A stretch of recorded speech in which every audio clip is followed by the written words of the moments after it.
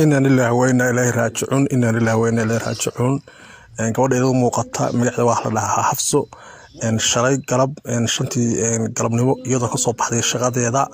ayaa laga afduubtay magaalada Nairobi iyadoo jidka maraysa ayaa koox shufta ah oo Kenyatta ay afduubteen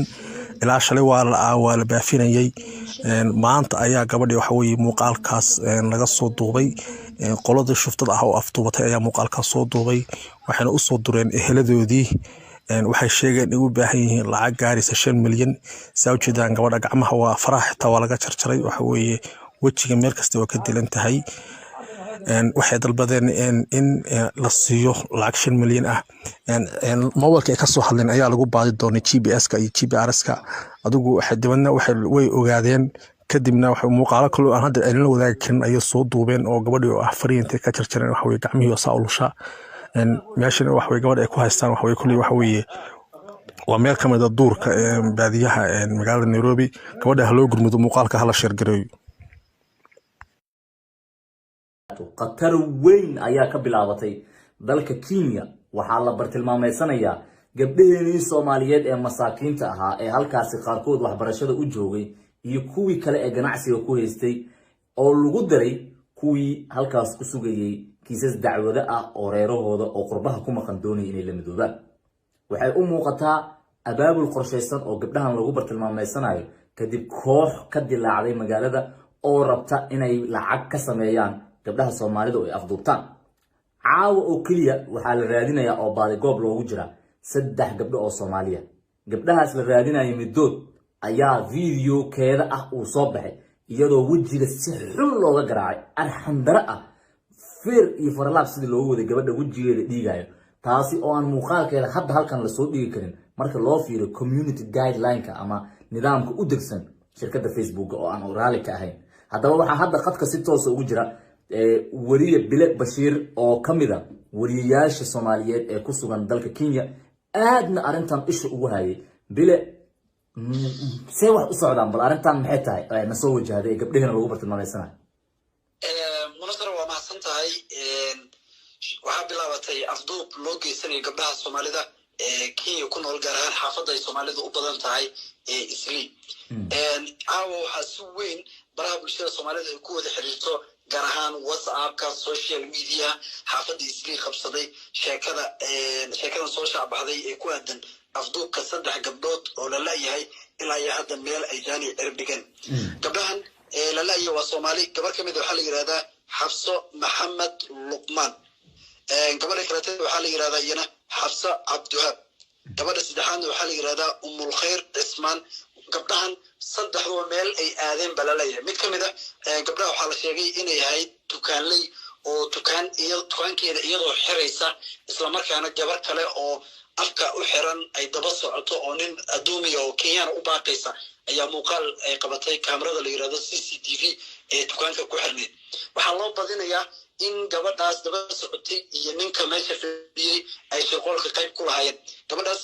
waxaa caawa la soo bandhigay muuqaalkeeda oo argagaxlay iyadoo wajiga aad looga qaraacay wajiga ka xiran labada gacmood iyo lugaha sidoo kale ka xiran waxaana la leeyahay markaas qof baa ka ag hadlaya oo luqadka Swahili ku hadlaya isagoo leh eelkaada waa lacag weydii madax furasha lacagta gabadha laga doonayo waxa lagu sheegay inay gaarayso lacag 5 milyan oo lacagta Kenya laga isticmaalo oo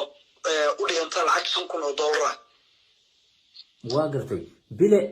dabcan arintan waa arin ugu oo nagu cusub Soomaalida aad ay wadankaas ugu badan tahay Kenya gaar ahaan magaalooyinka kala duwan sida Isli xaafadda ah ama Nairobi guud ahaan arintan hadda sidee looga dareemayaa marka gudaha dalka Kenya gaar ahaan Soomaalida sidee u dareemaysaa halistan ma ku baraarugeen mise waxay la tahay wax caadi ah oo booliiska ay ku filan yihiin arintan horta afduubka way ku cusub tahay in xaafadda Soomaalida gaar ahaan Isli dadka laga afduubto siiba gabdhaha waa arin cusub waxayna u egtahay in shirkad xiriirsan ay tahay maadaama 3 gabdhood maalmihii u dambeeyay la waayay mid kamid ah maxfurasho laga dalbaday marka cabsi badan baa jirta dadka Soomaalida wadankan ku nool gaar ahaan gabdhaha aad baa looga digayaa in baabuurta ay raacaan sidoo kale waxa wadankan aad looga isticmaalaa baan loo yaqaan boda oo mootada oo laba lugaleyda ah oo gabdhaha Soomaalida xitaa qaarkood ay aad u raacaan marka cabsi badan baa jirta guud ahaan dadku way khalkhalsan yihiin muuqaaladaas baa social media la wareejinaya whatsappyada digimima socda dadku fariimo isku dirayaan oo gabdhaha la leeyahay heblaay is ilaali dadku aad isku soo wacayaan laakiin ilaa hadda ma jiro wax wara oo kasoo baxay dhinaca dowladda gaar ahaan laamaha ammaanka xaafadan oo ku aadan afduubkan la sheegayo inuu xaafada ka bilowday ee muuqaaladan argeyga xale iyo gabdhahan la raadinayo social media haysta dadkoodii ay laayihiin marka cabsi badan oo arrintan ku aadan baa si weyn uga jirta xaafada soomaalida isli هذا طبعا ورجلنا على سمي سوماليدا waxaa maqlay inay markiiba booliiska la wargeliyay dadkan la laayahay fiidiyogan sidoo kale markii la soo bandhigay in dabcan ay bilaabatay howlgallo oo lagu baadi goobayo gabdhahaas iyo halkii la geeyay ma rajo ma jirta suuragal ka dhigi karta in gabdhahan hadda maqan ee Soomaaliyeed la soo furto oo laga soo bixiyo gacanta kooxdan ilaa hadda aan la garan karin waxa ay yihiin waa suurtagal in gabdhahan maadaama fursada badan in la helo laakiin dadka kii yaqaana muddada dheer ku nool waxay leeyihiin aad ay u adag tahay in qof la afduubtay dib loo helo isagoo nool oo dad badan horeysaan maybe loo afduubtay marar kala duwan la waayey iyagoo markii dambe la dilay la helay marka qabsina way jirtaa waana suurtagal in kooxdan ay yihiin koox tuuga ah ujeedkoodu uu yahay inay lacag ka sameeyaan gabdhaha Soomaalida marka waa suurtagal in la helo maadaama lacag madax furasho ay dalbanayaan kulli laamaha ammaanka xaafadda Isli iyo Nairobi ba arrintan runtii waa arrin looga fadhiyo inay ka jawaabaan waxa laga yaabaa saacadaha soo socda in warbixino iyo warar ay ka soo saaraan sheekada la xiriirta afduubka gabdhaha Soomaalida ee la laayahay munasabada la socoto 3 maalmood ka hor sidan oo kale gabar Soomaaliya iyadoo waxay jirtay magaalada Mombasa oo magaalo xeebeed dalka Kenya ka tirsan ayaa gabar kale saaxiibteed iyadoo waxay u raacday inay sagootiso oo magaalada ka baxaysay gabadhii sida la sheegay waxay ku soo laabatay baasha loo yaqaano bajajta oo dalka Kenya tugtug looga yaqaano kadib gabadhii iyadoo meeyda sidan oo kale loo helay iyadoo sheekadii taagan tahay baadana waxa soo baxay 3 gabdhood oo kale hadana la laayahay oo caaw sawiradoodii iyo muuqaalo oo mid kamid ah gabdhaha oo argagax la faafinayo marka cabsi weyn baa ka jirta guud ahaan Soomaalida xaafadda ay ku nooshahay Isli oo arrintan afduubka la xiriirta ilaa hadda ma ognahay bile sababta Soomaalida kaliya loo bartilmaameysanayo community fara badan oo ku nool oo qoomiyado kala duwan ah kaliya marka laga tago Kenyaanka dadka ajaaniba wadan ku nool maxaa Soomaalida kaliya loo bartilmaameysanayo runtii xaafadda Soomaalida Isli mostly ama dadka ugu badan ee degan waa Soomaali waa laga yaabaa dad ajnabi oo Kenyaanka kale ah oo wadankan u dhashay inay yimaadaan oo ay ka shaqeystaan laakiin dadka ku nool waa Soomaali waxay u badan tahay Soomaalida sababa loo beersanayo Soomaalida waa dad inta badan dhaqaale haysta wayna u badan tahay dadku wax duubanaya yihiin dad wadankan u dhashay iyo shirkad sida hadda u egtahayna waa dad shabakado isku xiran oo doonaya waxaan dhaqaale ay ka sameeyaan marka arrintan aad looga cabsi qabaa kulli saacadaha soo socdaan waxa laga yaabaa in maamaha booliiska ay ka hadlaan oo arrintan faahfaahin laga bixiyo weli wax lama amaanka arrintan ku aadan oo ka hadlay ma jiro kulli dadkii familiyada ama dadkii ehelka u ahaa gabdhahan la afduubtay waa suurtagal in laamiya amaanka ay xogta mar hore la wadaageen laakiin weli wax natiijo aan lahayn ma jirto awan cabsaas jirto oo dadku aad isha ugu hayaan arrintan soo cusboonaaday waayahay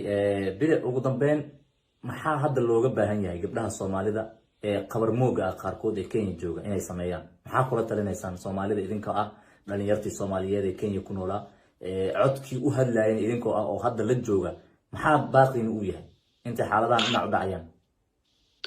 munasabada horta arrintan waa arrin ku cusub xaafadda Soomaalida Isli xaafadda sida guud amaanka guud xaafadda ciidan gaar ah leedo si gaar u waardiya amaankeedu sugan yahay oo ma jirin cabsi ku aadan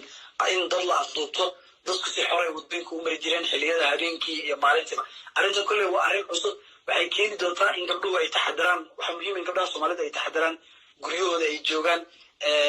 baabuurta ay raacayaan iyo mootooyinka ay raacayaan mar walba ay ka taxadaraan maadaama arrintan arrin cusub ay tahay qof walba oo xaafadda jooga wuxuu ku qasban yahay inuu is ilaaliyo siba gabdhaha oo runtii la rabo in si gaar ah arrintan isha ugu hayaan bile aad iyo aad u mahadsantahay ayuu mahadsantahay wariye bile ayuu kaasi ahaa oo noo sharxayay xaaladihii u dambeeyay ee gabdhaha walaalaheen ah ee saddexda ah ee la laayahay ka soo korday wararkoodii Soomaalida joogta Kenya guud ahaan gabdhaha waxaan waliba si gaar ah u sheegaynaa inay taxadaraan waayo ganacsigii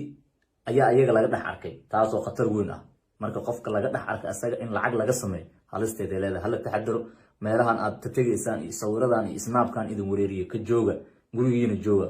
dhuqduqdan iyo lugeynta badan hala joojiyo meelaha cagta dhigaysaan la socda